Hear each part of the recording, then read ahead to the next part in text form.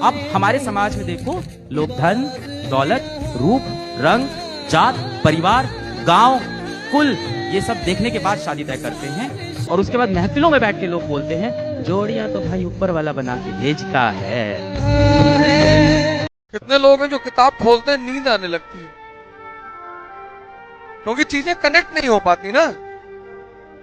भाई तुम देखो, कभी कभी पिक्चर देख रहे हो, मूवी देख रहे हो, नहीं समझ में आ रही तो आंख बंद होने लगती है। दिमाग जो चीज नहीं कनेक्ट कर पाता तो शांत हो जाता है। छोड़ो, लगाओ। शिक्षा परसेंटेज के लिए नहीं है।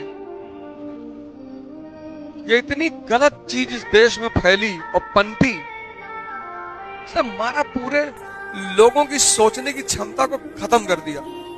आज आप 2.5 लाख रुपए कमाते हैं, आपका बच्चा 30,000 से शुरू करेगा, पूरी स्ट्रगल वैसी की वैसी करेगा। अगर आप उद्यमी होते, आपका बच्चा वहां से शुरू करता जहां आपने छोड़ा है, और पूरी एक पीढ़ी की मेहनत आपको एक्स्ट्रा मिलती जो अब नहीं मिलेगी। इसलिए नौकरी अच्छी है, पर नौकरी इतनी अच्छी भी नहीं है कि उसके लिए पागल हो जाना है। मेरे घर में 2 बच्चे हैं 17 साल के, मैं उनको देख कर समझता रहता हूँ। वो मुझसे छुप छुप के किसी से बात करते हैं और मैं छुप छुप के सुन लेता हूँ। तो उन्हें नहीं पता, मुझे तो नाम भी पता है किससे बात करते हैं, एक आपका तो एड्रेस भी पता है मुझे। पर मैं तो बच्चों को बोलता हूँ कभी जाना वाना हो तो मैं ले चलूँगा, चिंता मत करना, बोल देना कि ड्राइवर साथ में आया है, टेंशन मत लेना। तो मेरे तो बच्चे मेरे दोस्त है, मैं तो बात दोस्ती के भाव में रहता हूँ।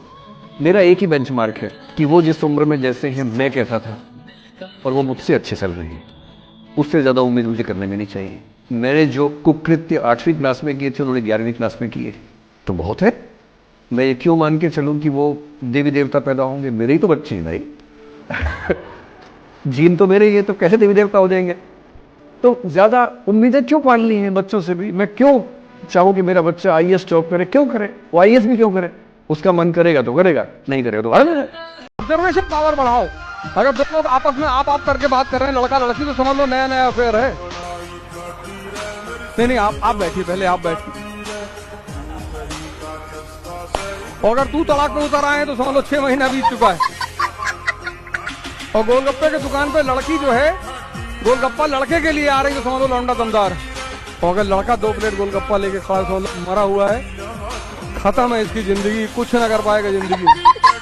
और आप जितनी सिंपल शादी करोगे उतनी आपका जीवन अच्छा होगा।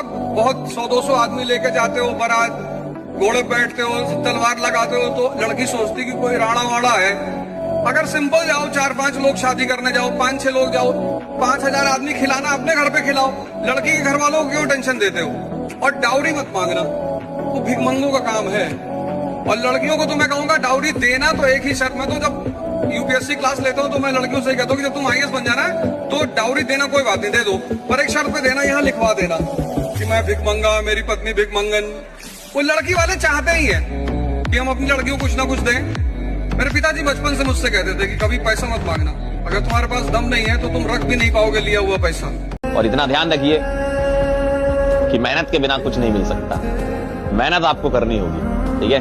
कभी कभी आपको लगता होगा ना कि यार किसी इंसान को आप देखते हो अरे यार इसके पास तो सब कुछ है, लेकिन आप ये नहीं देखते हो कि उसके पीछे उसकी मेहनत कितनी रही है, कितने सालों की उसने मेहनत की है, तब जाके वो यहां तक पहुंचा है ना? तो आप लोगों की भी इतने सालों की जो मेहनत है लगातार करते रहोगे, और जब आप सेलेक्ट हो जाओगे तो आप भी उस जोन में आ जाओगे।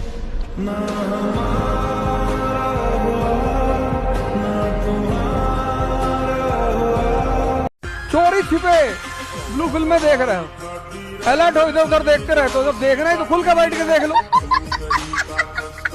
जिस चीज को करने में डर लगे तो कर ही काहे रहे हो? मर जाओगे।